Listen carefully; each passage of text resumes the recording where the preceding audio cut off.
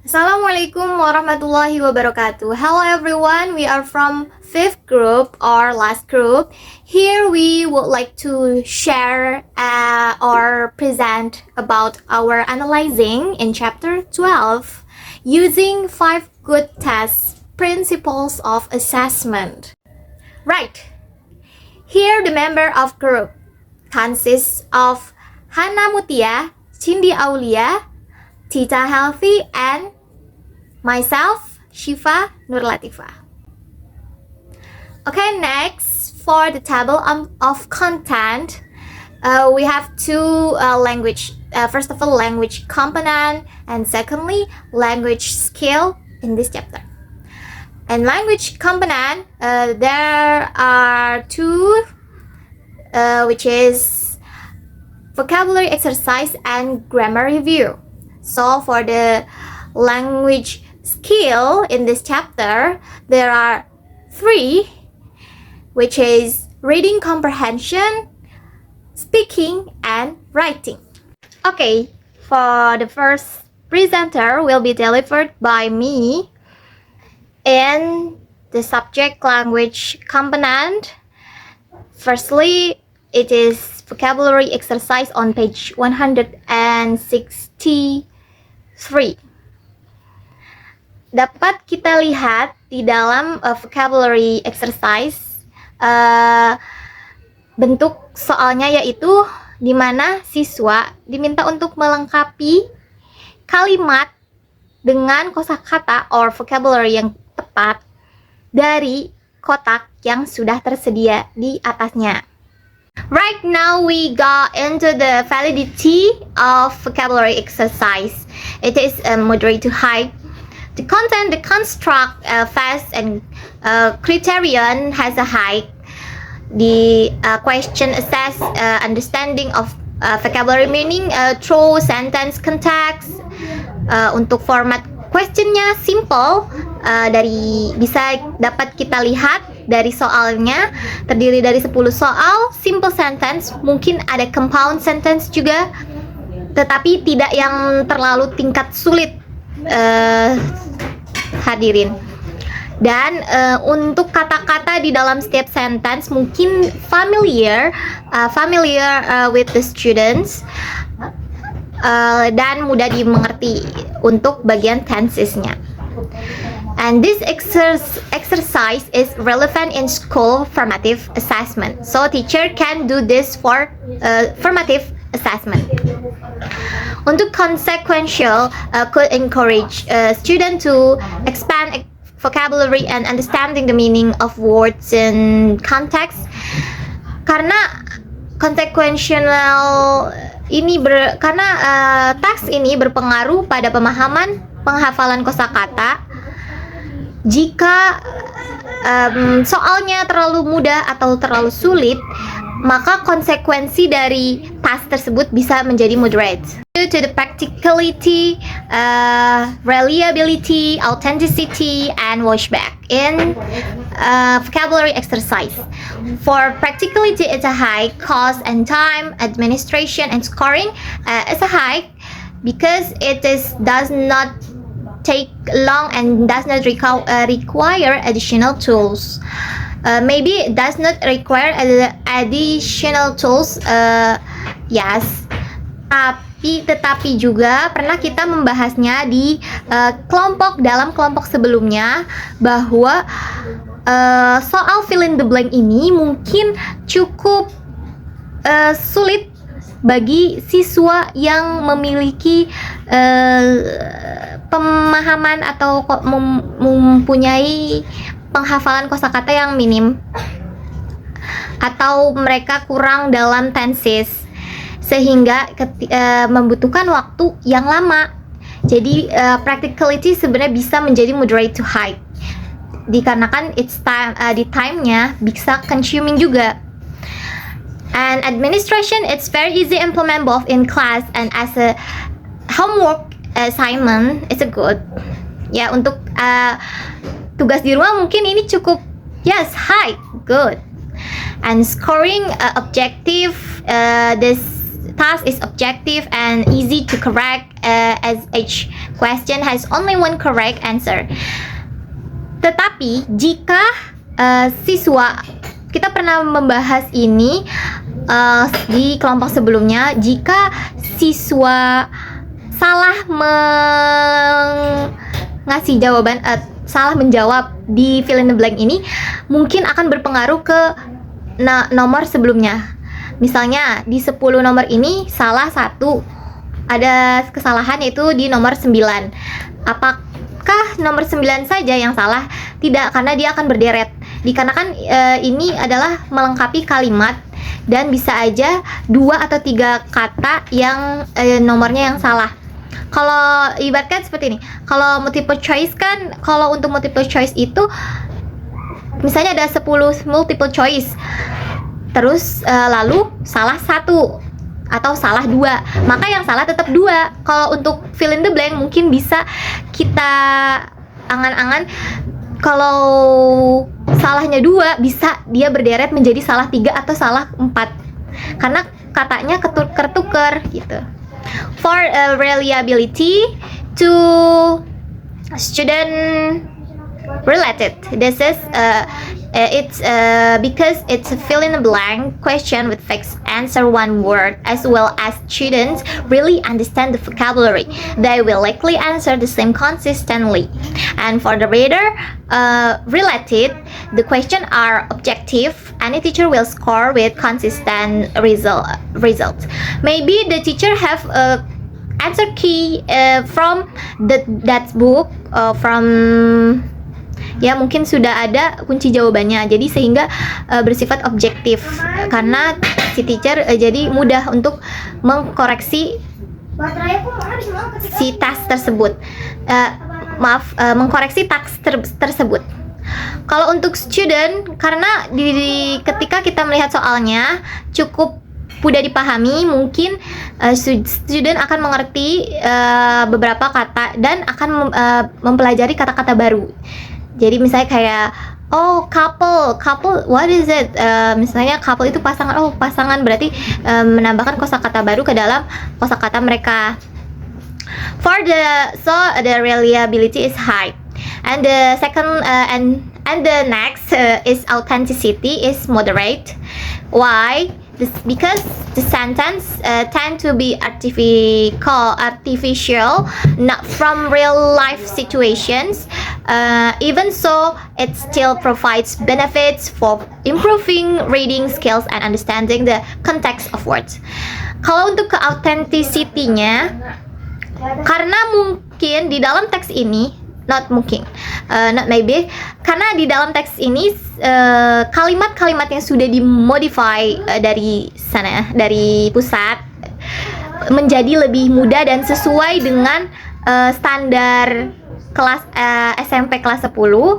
So ke-authenticity-nya sudah tidak ada, bukan sudah tidak ada, maksudnya ada tapi sudah pudar, karena authenticity is a real, ya.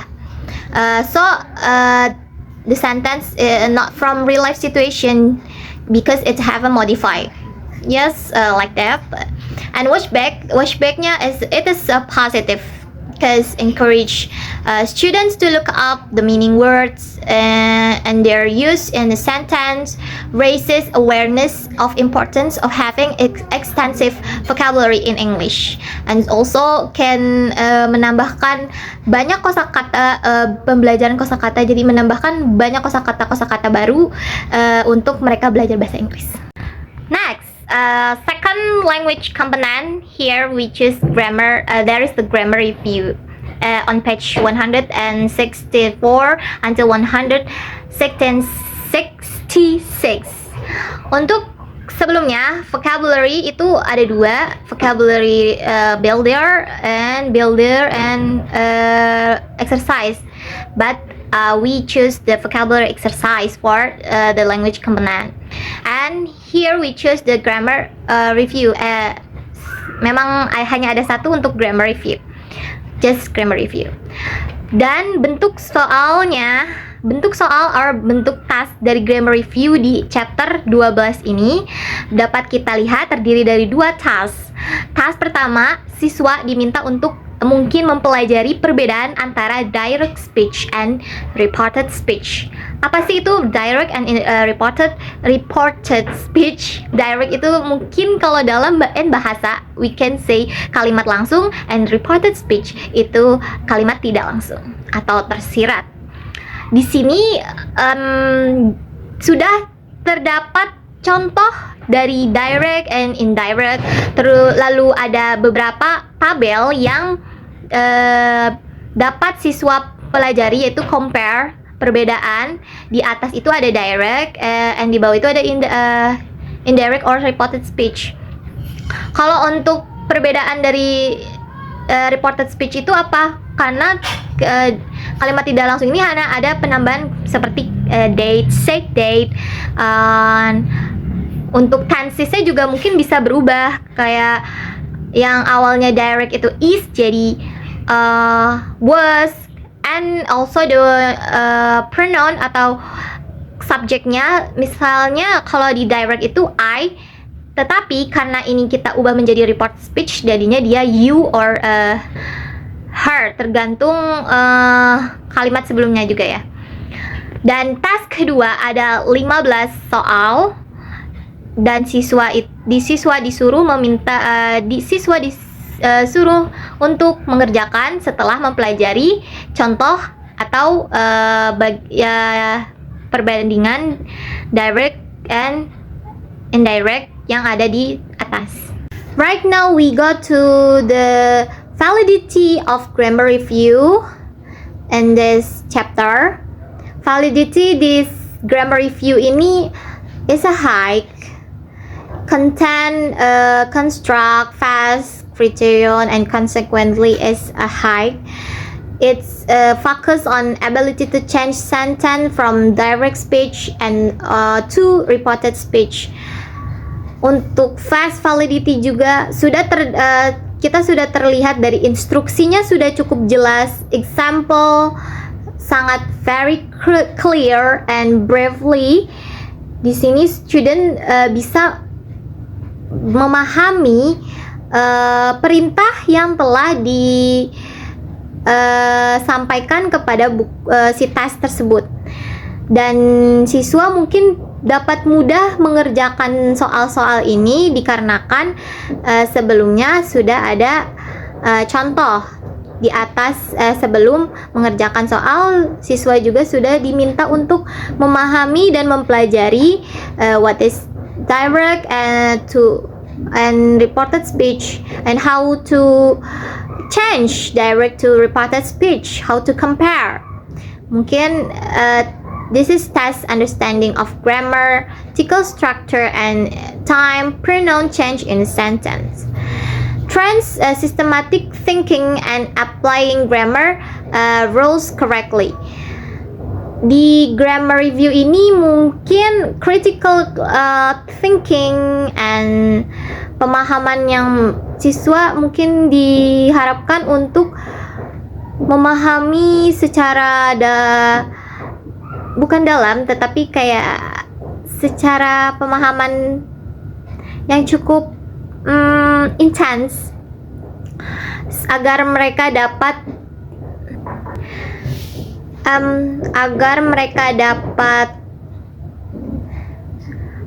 mengerti atau memahami ini dari segi tenses or meaning.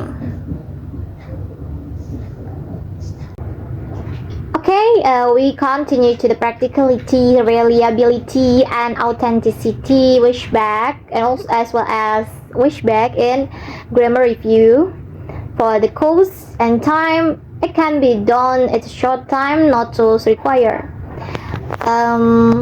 Untuk pengerjaannya tidak membutuhkan waktu yang lama dikarenakan di teks tersebut diperintahkan untuk mengerjakan soalnya berpasangan in pairs. So student bisa belajar berdiskusi, make it the discussion. Terus mereka bisa belajar untuk critically critical thinking untuk memecahkan masalah bagaimana nih direct speech diubah ke reported speech. Terkadang siswa juga, kami pun mungkin menjadi siswa ketika saat kami di kelas 10, ketika mengerjakan seperti ini mungkin suka keliru. Jadi dibutuhkan pemahaman yang benar-benar cukup intens ya. Untuk administration scoring, it's a have a good. Its answer can be scored with a simple rubric or standardized answer key. For the reliability is high, the question and answer formats are clear. If the assessment criteria are uniform, teacher can assess consistently. Untuk penilaian di task grammar ini, guru mungkin bisa mengakses hasil kerja siswanya secara konsisten, karena ini bersifat objektif juga, sama seperti vocabulary bersifat objektif karena memang jawabannya sudah ada, tidak seperti make a sentence in tenses past tense. Kalau itu kan bersifat subjektif, kayak disuruh membuat kalimat dalam bentuk past tense, berarti bebas, dan sehingga kata manapun murid bisa memilihnya, mau misalnya ate atau when, etc. And here kalau untuk di sini, and here the answer formats are clear, so the student can mengisi secara konsisten, karena hanya yang diubah hanya penambahan like that, penambahan pronoun and tenses,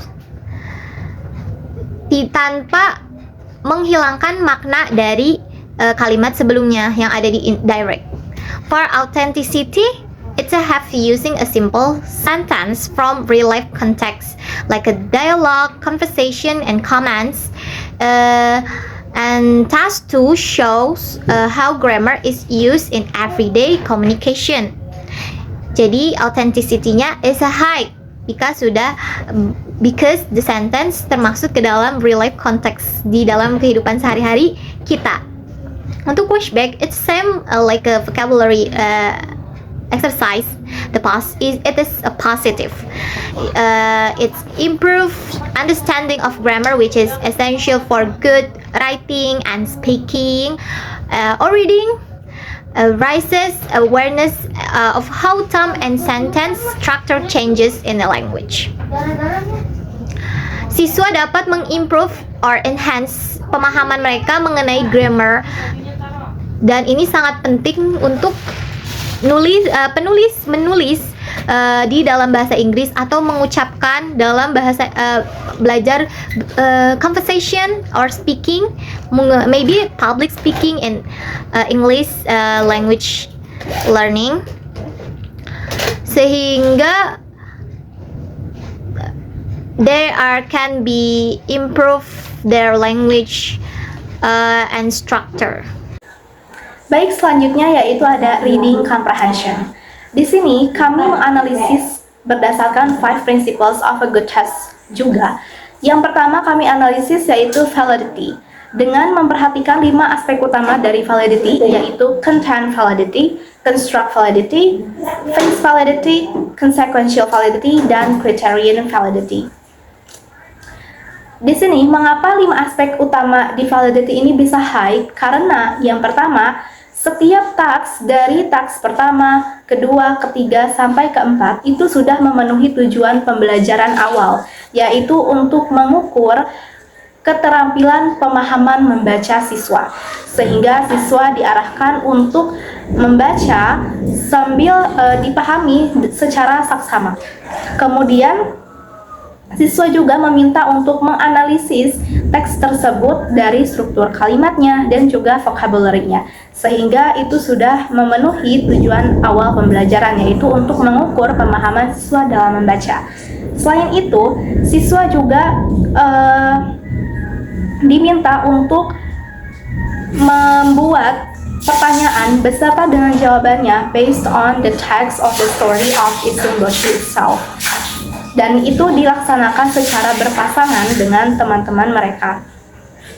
Di sini secara tidak langsung maka siswa dilatih dalam keterampilan produktif dan receptive skills in Q&A dari WH question yang mereka buat. Kemudian dari setiap instruksi dan dari setiap instruksi di setiap tugasnya itu mendorong siswa lebih aktif di kelas juga, karena salah satunya tadi yang sudah saya jelaskan sebelumnya, yaitu siswa diminta untuk berdiskusi dengan teman sebangkunya setelah membuat pertanyaan dan jawaban. Kemudian yang kedua ada practicality. Di sini practicality-nya hasil analisis kami yaitu moderate to high. Mengapa moderate to high? Di sini walaupun ada cost, administration, dan evaluation yang menurut kami ini cukup high karena satu, cost tidak memiliki atau tidak mengharuskan mengeluarkan banyak biaya untuk membeli peralatan-peralatan khusus atau menggunakan teknologi khusus selama proses pembelajaran, karena siswa hanya tinggal membaca teks yang sudah disediakan oleh gurunya, kemudian membuat pertanyaan dan jawaban, kemudian mendiskusikannya dengan teman sebangkunya. Dan itu tidak membutuhkan biaya yang banyak. Kemudian dari segi administration, khususnya dari instruksi tugasnya, itu cukup mudah untuk dipahami oleh siswa, sehingga tugas-tugas tersebut bisa diimplementasikan atau dilakukan di kelas ataupun dijadikan sebagai tugas yang nantinya akan dikerjakan siswa di rumah. Kemudian dari segi evaluasi, guru itu juga memudahkan seorang guru untuk menilai setiap tugas siswanya, karena tidak membutuhkan alat-alat khusus ataupun lain sebagainya. Dan dari evaluasinya juga tergantung rubrik seperti apa nantinya yang akan digunakan oleh gurunya. Karena ini menyangkut reading, maka dalam reading comprehension skill ini pasti ada language komponen yang nantinya akan dijadikan bahan pertimbangan pada saat assessment berlangsung, seperti mungkin vocabulary-nya, grammatical-nya, punctuation, dan comprehension siswanya. Kenapa bisa moderate to high? Karena dari time. Nah, time-nya ini yang membuat practicality-nya ini sedikit moderate to high. Karena dari ketika siswa diminta untuk membaca dan membuat pertanyaan based on the story, itu setiap siswa memiliki tingkat kecepatannya tersendiri ketika membaca. Apalagi membacanya itu secara seksama dan sambil dipahami. Kemudian dari segi membuat pertanyaan, setiap siswa juga memiliki idenya tersendiri, ide-ide mereka yang unik untuk membuat pertanyaan dari WH question tersebut. Maka ketika pertanyaannya beragam, tentu jawabannya pun akan beragam walaupun masih mengacu pada teks yang sama. Dan itu akan membutuhkan waktu yang berbeda-beda pula pada setiap siswa dalam menyelesaikan tugasnya. Selanjutnya ada reliability. Reliability di sini moderate karena ini tergantung pada kondisi siswa dan juga gurunya. Yang pertama, students related reliability, di mana kondisi ini, aspek ini mengacu pada bagaimana kondisi fisik dan psikologi siswa pada saat proses pembelajaran itu berlangsung. Misalnya, ketika siswa diminta untuk membaca teks Issumboshi tersebut, maka tidak semua siswa di saat itu memiliki kondisi fisik atau psikologis yang memungkinkan untuk belajar pada saat itu. Mungkin bisa saja salah satu siswa ada yang mengalami kondisi psikologis yang kurang baik, misalnya ketika salah satu siswa ini tidak mood untuk mau membaca teks yang panjang, maka itu juga akan mempengaruhi bagaimana siswa ini bisa membaca secara saksama dan juga bagaimana siswa ini bisa memahami teks secara keseluruhan dengan baik karena kondisi psikologisnya atau fisiknya yang sedang kurang fit pada saat itu. Itu akan mempengaruhi hasil penilaian siswanya juga. Kemudian dari rater related reliability. Ini bergantung pada atau mengacu pada kondisi seorang guru ketika menilai suatu tugas-tugas siswa. Ketika seorang guru ingin melakukan penilaian terhadap hasil kerja siswa, maka untuk menghindari bias in scoring, maka seorang guru harus bisa fokus dalam proses penilaian, konsisten, dan juga menentukan rubrik seperti apa yang akan guru tersebut gunakan dalam proses penilaian in reading comprehension ini, based on the language component of reading skills. Sehingga nantinya ketika guru tersebut memperhatikan 3 aspek utama ini seperti rubriks, fokus, dan konsistensi, maka akan menghasilkan penilaian yang adil bagi setiap tugas-tugas siswa yang diberikan penilaian. Kemudian ada authenticity. Di sini authenticity-nya high. Mengapa? Karena cerita tersebut diambil dari cerita rakyat Jepang. Meskipun ditulis dalam bahasa Inggris, tapi keaslian dari cerita Isumboshi ini masih melekat pada budaya Jepang. Dan cerita tersebut ditulis dalam bahasa yang natural, yaitu bahasa yang sering digunakan, pemilihan bahasanya ini sering digunakan dalam kehidupan sehari-hari kita. Dan juga menggunakan gaya penulisan yang contextualized, di mana di sana terdapat unsur-unsur visual yang bisa membuat minat siswa dalam membaca ini semakin meningkat. Dan juga setiap kalimat di dalam teks tersebut itu menjadi bermakna dan juga tampak nyata karena diberikan visual yang mendukung, ya, ada gambar-gambarnya, itu akan lebih bermakna lagi dalam proses membaca siswa. Selain itu, reading comprehension ini bisa direfleksikan dalam kehidupan sehari-hari. Contohnya ketika kita mau membaca sebuah buku atau suatu informasi tertentu, maka kita akan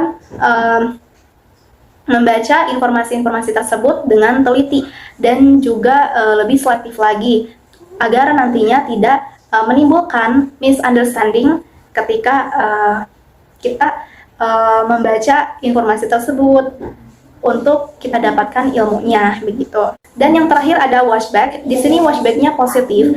Kenapa? Karena dari setiap tugas dari mulai tahap 1 sampai 4 itu mendorong minat siswa untuk membaca, kemudian melatih skill berpikir kritis siswa dalam menganalisis suatu teks, kemudian membuat pertanyaan, menganalisis struktur kalimatnya, dan juga vocabulary-nya.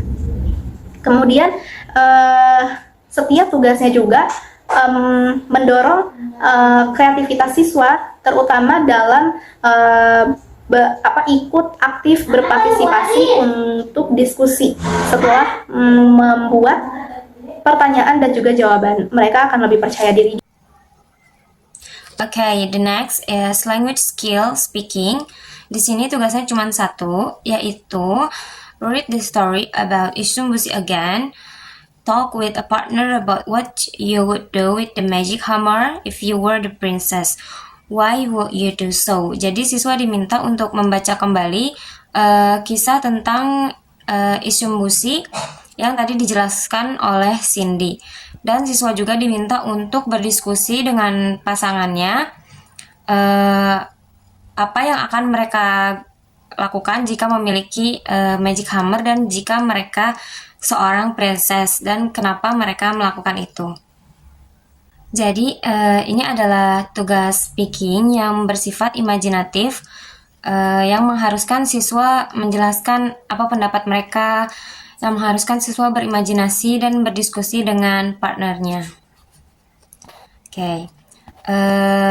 Berdasarkan analisis kami untuk tugas ini validity-nya high karena berdasarkan unsur content validity, tugas ini bertujuan untuk melatih siswa berbicara sesuai dengan tujuan pembelajaran speaking. Selanjutnya ada construct validity. Tugas ini benar-benar mengukur kemampuan siswa dalam berbicara, mengungkapkan pendapat, dan berdiskusi, bukan hanya menulis atau membaca. Selanjutnya ada face validity. Bentuk tugas ini terlihat cocok sebagai latihan speaking karena siswa diminta berbicara langsung, bukan hanya menjawab soal saja. Karena memerlukan diskusi dan berbagi pendapat terhadap pasangannya. Selanjutnya ada consequential validity. Tugas ini mendorong siswa berpikir kreatif dan kritis, serta mengekspresikan pendapat mereka secara bebas. Ini juga memberikan dampak positif pada kemampuan komunikasi mereka. Selanjutnya ada criterion validity. Aktivitas ini sesuai dengan tujuan pembelajaran bahasa Inggris, yaitu berlatih berbicara dalam konteks cerita. Next, selanjutnya ada practicality. Untuk practicality-nya high karena secara cost tidak perlu alat yang mahal, hanya butuh cerita dan partner untuk discuss. Secara time bisa dilakukan dalam waktu singkat di dalam kelas dan dapat juga diawasi langsung oleh guru. Dan untuk administration, guru bisa dengan mudah memberi instruksi dan melihat siswa berdiskusi. Evaluation, guru bisa menilai langsung saat siswa berbicara, misalnya dengan rubrik sederhana. Contohnya, guru dapat menilai gimana pronouns mereka saat berdiskusi satu sama lain, gimana susunan kata mereka saat berdiskusi dengan pasangannya, seperti itu. Untuk reliability-nya di sini moderate karena berdasarkan unsur student related reliability, hasilnya bisa berbeda tergantung pada keberanian siswa saat berbicara. Tapi kalau diberi waktu persiapan, mungkin hasilnya dapat lebih stabil. Dan selanjutnya ada Rater Related Reliability. Penilaiannya bisa berbeda antar guru. Maka guru perlu pakai rubrik penilaian yang jelas agar adil dan konsisten. Selanjutnya ada Authenticity. Di sini kami sepakatnya high karena tugas ini menggunakan bahasa yang alami. Karena siswa berdiskusi dengan temannya sendiri, bukan memakai bahasa kaku. Selanjutnya, ceritanya membuat konteks yang jelas dan nyata. Topiknya menarik dan bermakna karena siswa bisa berimajinasi sebagai karakter yang ada di dalam cerita. Juga terorganisasi secara tematik karena berdasarkan cerita dari Isumbushi. Terus selain itu juga ini merupakan real world task karena mirip dengan diskusi atau percakapan di dunia nyata. Terakhir ada washback, dan washbacknya itu positif karena membuat siswa menjadi lebih aktif berbicara dan juga melatih bagaimana berpikir kreatif serta belajar berdiskusi mendengarkan pendapat temannya. Okay, next will be delivered by Hana. Baik, selanjutnya writing skill pada chapter 12. Di chapter 12 ini writing skillnya ada 4 task. Task yang pertama, fill in the blank with the correct word. Task yang kedua itu write 2 diary entries as Isumbushi. Task yang ketiga, edit the wrong words in a short story about Kancil. Dan task yang terakhir, continue the story based on the opening paragraph. Dari hasil analisis di writing skill chapter 12 ini, validity-nya termasuk yang high karena dilihat dari content validity, semua tugas writing di halaman 166 sampai 167 ini sangat sesuai dengan kompetensi yang ingin dicapai. The student are asked to complete different type of writing task, mulai dari latihan dasar seperti melengkapi kata hingga kegiatan kreatif seperti menulis diary dan mengembangkan cerita. This help them build their writing skill in a complete and gradual way. Lalu berdasarkan construct validity-nya, setiap tugas dirancang untuk mengukur elemen penting dalam writing, seperti grammar, vocabulary, sentence structure, and punctuation. So the focus is not only on what they write, but also on how they write it. Apakah kalimatnya jelas, urut, dan menggunakan struktur yang benar. Selanjutnya berdasarkan phrase validity, tugas-tugas seperti diary writing dan story continuation adalah jenis tugas yang sering ditemui di kelas bahasa Inggris. The instruction are clear and easy to follow. Jadi siswa tahu apa yang diminta dan bisa langsung mengerjakannya. Selanjutnya berdasarkan consequential validity. Karena siswa diajak untuk berpikir kreatif dan menyusun ide secara mandiri, mereka jadi lebih percaya diri dan enjoy dalam menulis. In the long run, this kind of task help prepare student for real world writing situation, seperti mereka sedang ujian, mengerjakan tugas kuliah, atau bahkan komunikasi personal. Selanjutnya, practicality-nya itu termasuk yang high. Karena dilihat dari cost and time-nya, tas ini bisa dilakukan tanpa alat tambahan. Just a book, a piece of paper, and a pen. Soal juga bisa dikerjakan di kelas maupun di rumah. Very simple and efficient. Selanjutnya berdasarkan administration, sangat mudah untuk dibagikan dan dikumpulkan. But untuk tas 2 dan tas 4, because they require creative responses, guru mungkin perlu waktu lebih banyak untuk membaca dan memberi feedback. Selanjutnya untuk scoring, pada tas 1 dan 3 bisa dinilai dengan cepat karena tas ini bersifat objektif dan ada jawaban yang pasti. Tetapi pada tas kedua dan keempat need a clear rubrik, misalnya rubrik yang mencangkup grammar, vocabulary, content, and coherence, agar penilaiannya adil dan konsisten.